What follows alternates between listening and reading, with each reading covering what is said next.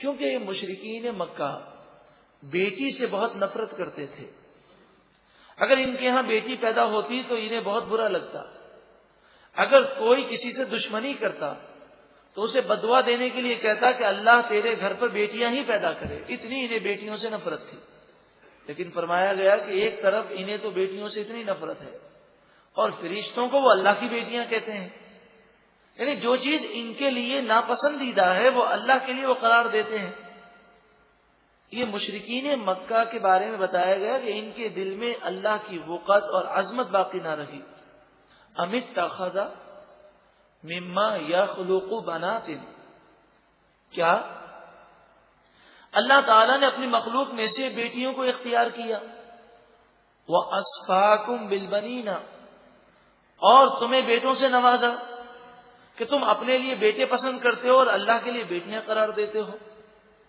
وَإِذَا بُشِّرَ أَحَدُهُمْ، حالانکہ حال تو یہ ہے کہ جب ان میں سے کسی کو بشارت دی جائے، خوشخبری دی جائے اس بیٹی کی، بما ضرب للرحمن مثلا، کہ جو بیٹی وہ اللہ کے لیے قرار دے رہا ہے، رحمان کے لیے وہ مثال بیان کر رہا ہے اور کہہ رہا ہے رحمان کی بیٹیاں ہیں، اگر اس کے لیے بیٹی کی بشارت دی جائے تو ان کا عالم یہ ہے وَلَّ وَجْهُهُ مُسْوَدًّا، غم کے مارے اس کا منہ کالا ہو جاتا ہے. وَهُوَ كَظِيمٌ، اور وہ غم اور غصے سے بھرا ہوا ہوتا ہے. تو بیٹیوں سے انہیں تو ایسی نفرت ہے اور اللہ کے بارے میں ایسی بات کہتے ہیں. حدیث پاک میں بیٹیوں کو اللہ کی رحمت قرار دیا گیا. تو بیٹی ہوں کہ بیٹے ہوں سب ہمارے لیے برابر ہونے چاہیے. انسان کو نہیں معلوم کہ اس کی آنکھوں کی ٹھنڈک کس میں ہے. کبھی کبھی ایسا بھی ہوتا ہے کہ لوگ بیٹوں کو فوقیت دیتے ہیں اور پھر ایک وقت وہ آتا ہے کہ بیٹے تو ٹھکرا کر چلے جاتے ہیں، بوڑھے ماں باپ ایڑیاں رگڑ رہے ہوتے ہیں، بیٹیاں ہی اپنے گھر بار کو چھوڑ کر بار بار بوڑھے ماں باپ کی خبر گیری کرتی ہیں. اس وقت وہ کہتے ہیں کہ واقعی جن بیٹیوں کی پیدائش پر نہ تو ہم نے کوئی خوشی کی، ہر وقت بیٹیوں کو بوجھ سمجھا، یہی بیٹیاں ہمارے کام آ رہی ہیں. اور عام طور پہ یہ دیکھا گیا کہ بیٹے کے مقابلے میں بیٹیوں میں ماں باپ کی محبت زیادہ ہوتی ہے. لیکن یہاں پر ایک خرابی ضرور بیٹیوں میں ہے کہ اپنے ماں باپ سے تو محبت ہے لیکن دوسروں کے ماں باپ سے محبت نہیں ہوتی.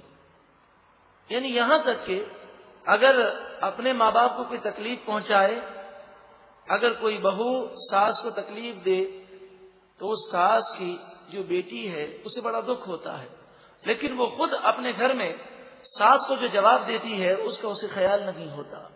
انسان جو اپنے لیے پسند کرے وہ دوسروں کے لیے پسند کرے، اور جو اپنے لیے برا سمجھے وہ دوسروں کے لیے برا سمجھے. صرف یہ سوچنا چاہیے. ایک بات اگر عورت اپنے ذہن میں رکھ لے تو انشاءاللہ تعالی کبھی ساس اور سسر کی باتیں اسے بری نہیں لگیں گی. صرف ایک بات کہ یہ ساس اور سسر میرے شوہر کے لیے جنت ہے. حدیث پاک میں فرمایا یہ تیری جنت بھی ہے اور تیری جہنم بھی ہے. اگر ان کو راضی کرے گا تو جنت میں جائے گا، انہیں ناراض کرے گا تو جہنم میں جائے گا. صرف جنت اور جہنم ہی کا معاملہ نہیں بلکہ دنیا کی تباہی اور بربادی اور دنیا کی خوشحالی کا تعلق بھی ماں باپ کی دعاؤں سے ہے. بس اتنا سوچ لے اگر کوئی عورت کہ میں نے اپنے شوہر کو اگر اب والدین کے خلاف ابھارا اور میرے شوہر نے اپنے ماں باپ کی بے ادبی کر لی اور وہ ہمیشہ کے لیے تباہ ہو گیا تو مجھے بھی دکھ ہوگا. اس لیے ایک سمجھدار عورت اپنے شوہر کو یہی درس دیتی ہے کہ قرآن نے تو ہمیں حکم دیا فلا تقل لہما اف، تم اپنے والدین کو اف بھی مت کہو، ولا تنہرہما، انہیں نہ جھڑکنا. تو وہ سمجھدار عورت اپنے شوہر کی اصلاح کرتی ہے اور کہتی ہے آپ اس طرح اپنے ماں باپ سے بات نہ کریں. اور جہاں تک ساس اور سسر کا تعلق ہے انہیں بھی چاہیے کہ وہ بہو کو اپنی بیٹی سمجھے. اللہ تبارک و تعالی ہمیں نور قرآن پاک سے منور فرمائے. جب نور قرآن پاک سے منور ہوں گے تو یہ سارے مسائل انشاءاللہ عز و جل حل ہو جائیں گے. اور یہ بات بھی یاد رکھیں کہ ساس اور سسر بھی ماں باپ کی حیثیت رکھتے ہیں. جس طرح اپنے ماں باپ کی تعظیم ضروری ہے، اسی طرح ساس اور سسر کی تعظیم بھی ضروری ہے. اور جو اپنے ساس اور سسر کا بے ادب ہے وہ در حقیقت وہ اپنے ماں باپ کا بھی بے ادب ہے. اور یہاں پر ایک معاشرے میں ایک خرابی یہ ہے کہ لڑکی کے لیے تو ہم سمجھتے ہیں کہ وہ ساس اور سسر کا ادب کرے، لیکن داماد محترم یہ تو ساس اور سسر کو اپنا غلام سمجھتے ہیں. بسا اوقات ذرا سی بات بری لگ جائے تو شور مچا دیتے ہیں، یہاں تک کہ جب داماد اپنے سسرال آتا ہے تو پورے سسرال کو وہ اپنی ہتھیلی پر اٹھا کر رکھنا پسند کرتا ہے. نخرے ہوتے ہیں، ناز ہوتے ہیں. ایک مومن ایسے نخرے اور ناز نہیں کرتا. وہ اس پر اعتراض نہیں کر سکتا کہ میرے سسر نے مجھے چھوڑنے کے لیے گاڑی تک وہ کیوں نہیں آئے. کیا اپنے ماں باپ کے بارے میں ہم یہ کہہ سکتے ہیں کہ مجھے انہوں نے گھر سے رخصت کر دیا اور باہر تک چھوڑنے کے لیے نہیں آئے، چائے تک کا مجھے نہیں پوچھا؟ ہم پر تو لازم ہے کہ ہم اپنے ماں باپ کی خدمت کریں. تو ساس اور سسر بھی ماں باپ کی جگہ ہے، ان کی خدمت کر سکتے ہیں تو ٹھیک ہے، ورنہ کم از کم اس طرح کا ذہن نہیں رکھنا چاہیے. اللہ رب العالمین ہمیں عقل سلیم عطا فرمائے. ساس اور سسر تو خیر ماں باپ کے حکم میں ہے. حدیث پاک میں فرمایا کہ کوئی کسی کے ماں باپ کو گالی نہ دے، کہ کسی کے ماں باپ کو گالی دینا در حقیقت اپنے ماں باپ کو گالی دینا ہے. اللہ تعالی ہمیں عمل کی توفیق عطا فرمائے. 2 کیسٹیں آپ ضرور سنیں، رحمت اور زحمت میں فرق. اس میں بیٹی کتنی بڑی رحمت ہے اس کا ذکر اس کیسٹ میں ہے، رحمت اور زحمت میں فرق. اور دوسری کیسٹ والدین سے محبت کیجیے، انشاءاللہ تعالی ہمارے دلوں میں اپنے والدین کے لیے بھی اور دوسروں کے والدین کے لیے بھی ہمدردی کا جذبہ بیدار ہوگا. ارشاد فرمایا او من ينشأ فی الحلیۃ، کیا وہ خاتون، وہ عورت کہ جو زیورات میں پلی بڑی، کہ زیور پہننا یہ کمزوری کی علامت ہے.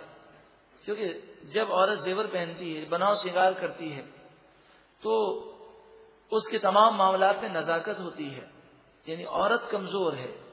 تو کیا تم اللہ تعالی کے لیے کمزور بیٹیاں یہ قرار دیتے ہو کہ اللہ کی بیٹیاں ہیں؟ وَهُوَ فِي الْخِصَامِ غَيْرُ مُبِينٍ، اور وہ کہ جو بات کرنے میں، دلائل دینے میں بھی کمزور ہے، وہ واضح طور پر دلائل نہیں دے سکتی. کیا تم اللہ کے لیے وہ قرار دیتے ہو اور اپنے لیے بیٹے پسند کرتے ہو؟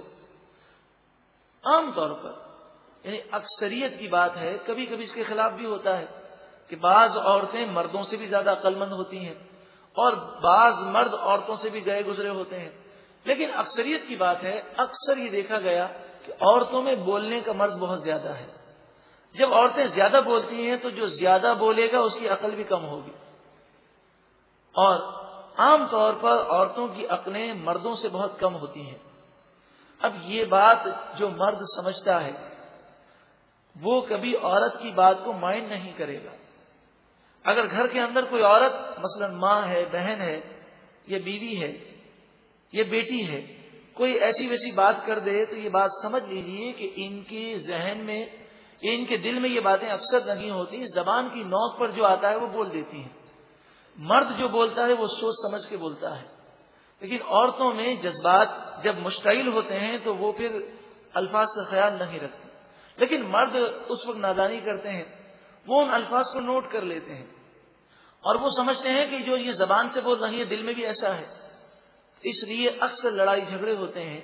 اسلام نے ہمیں یہ تعلیم دی کہ ان عورتوں کا خیال رکھا جائے اور کبھی ان سے نادانی ہو جائے تو جذبات میں مرد نہ آئے. مرد سمجھدار ہے اور وہ برداشت کرے اور ان کی اصلاح کی کوشش کرے. انشاءاللہ نور قرآن سے منور ہوں گے تو ہمارا گھر انشاءاللہ جنتی گھرانہ بن جائے گا. وَجَعَلُوا الْمَلَائِكَةَ الَّذِينَ هُمْ عِبَادُ الرَّحْمَنِ إِنَاثًا، وہ فرشتے جو رحمان کے بندے ہیں انہیں یہ مؤنث عورتیں قرار دیتے ہیں. فرشتے مؤنث و مذکر ہونے سے پاک ہیں. اشہدوا خلقہم، کیا ان فرشتوں کی پیدائش کے وقت وہ موجود تھے؟ ستکتب شہادتہم، ان قریب ان کی گواہی لکھی جائے گی. ویسألون، اور جو باتیں وہ کہتے ہیں ان کے بارے میں ان سے سوال ضرور کیا جائے گا.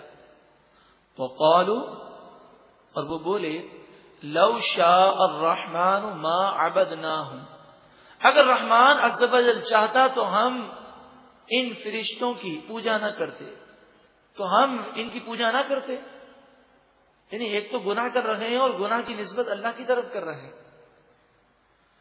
ما لہم بذالک من علم، ان کے پاس ان باتوں کا کوئی علم نہیں ہے. ان ہم الا یخرصون، یہ تو صرف اندازے مار رہے ہیں، تکے لگا رہے ہیں، ان کے پاس کوئی دلیل نہیں ہے. ام آتیناہم کتابا من قبلہ، کیا ہم نے انہیں اس سے پہلے کوئی کتاب دی ہے جس کے اندر یہ باتیں لکھی ہوں؟ ایسا ہرگز نہیں. فہم بہ مستمسکون، کہ وہ کتاب ایسی ہو جسے یہ پکڑ کر بیٹھے ہوں. ایسی کوئی کتاب ان پر نازل نہیں ہوئی جس میں یہ بات ہو کہ فرشتے اللہ کی بیٹیاں ہیں. بل قالوا، بلکہ وہ کہتے ہیں، انا وجدنا آباءنا علی امۃ، ہم نے اپنے آباء و اجداد کو اسی دین پر دیکھا. تو یہ اندھی تقلید کرتے ہیں. ان کے آباء و اجداد جو گمراہ تھے، کافر تھے، ان کا وہ کہنا مانتے ہیں. حالانکہ کافر، گمراہ اور گناہگار کے پیچھے چلنا بہت بڑی نادانی ہے. وَإِنَّا عَلَىٰ آثَارِهِمْ مُهْتَدُونَ، اور وہ کہتے ہیں بے شک ہم تو انہی کی قدموں پر چل رہے ہیں، انہی کے پیچھے ہم راستہ تلاش کر رہے ہیں. وَكَذَلِكَ، اور اسی طرح، مَا أَرْسَلْنَا مِن قَبْلِكَ فِي قَرْيَةٍ مِّن نَذِيرٍ، ہم نے جب کسی بستی میں کوئی ڈر سنانے والا بھیجا آپ سے پہلے، إِلَّا قَالَ مُتْرَفُوهَا، تو وہاں کے مالداروں نے یہی باتیں کہی، وہاں کے سرداروں نے اسی طرح کا کلام کیا، اور انہوں نے کہا انا وجدنا آباءنا علی امۃ، بے شک ہم نے اپنے آباء و اجداد کو اسی دین پر پایا. وَإِنَّا عَلَىٰ آثَارِهِمْ مُقْتَدُونَ، اور وہ کہتے کہ ہم نے انہیں جن قدموں پر پایا انہی کے قدموں کے نشانات پر ہم پیروی کرنے والے ہیں، ان کے پیچھے چل رہے ہیں. قال، کہا آپ سے پہلے آنے والے تمام نبیوں نے فرمایا، اولو جئتکم بأہدی مما وجدتم علیہ آباءکم، ذرا بتاؤ اگر میں تمہارے پاس وہ ہدایت کی باتیں لے کر آیا کہ جس باطل دین پر تم نے اپنے آباء و اجداد کو پایا، یہ اس کے مقابلے میں ہدایت والا دین ہے، سیدھا دین ہے، کیا پھر بھی تم میری بات نہیں سنو گے؟ قالوا، وہ بولے، انا بما ارسلتم به کافرون، بے شک اے نبیوں تم جس دین کو لے کر بھیجے گئے ہم اسے نہیں مانتے. یعنی کافروں نے ماننے سے اور سننے سے انکار کر دیا. فانتقمنا منہم، پس ہم نے ان سے انتقام لیا، بدلہ لیا، انہیں تباہ کر دیا. فانظر کیف کان عاقبۃ المکذبین، پس تم دیکھو کہ جھٹلانے والوں کا کیسا برا انجام ہوا. اللہ رب العالمین ہمیں جھٹلانے سے محفوظ فرمائے اور شریعت کی پابندی کرنے کی ہم سب کو توفیق اور سعادت عطا فرمائے.